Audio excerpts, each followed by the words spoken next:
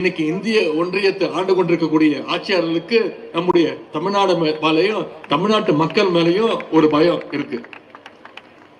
எங்க எல்லா மக்களும் ஒன்னா சேர்ந்துருவாங்களோ, அதனால தங்களுடைய அதிகாரம்லாம் பறி போயிடுமோன்னு ஒன்றிய அரசுக்கு நம்முடைய தமிழ்நாடு மீது பயம். மதம், மொழி, சாதியின் பேரால வெறுப்புணர்வை வேணும்னு பரப்புறாங்க.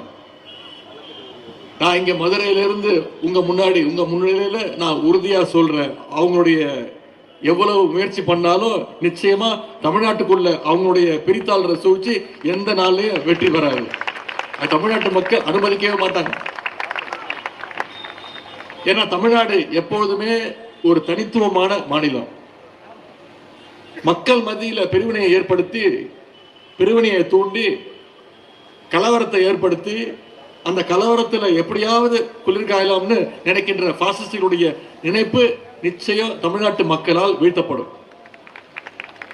நிச்சயம் மக்களே ஒன்று சேர்ந்து வீழ்த்துவாங்க.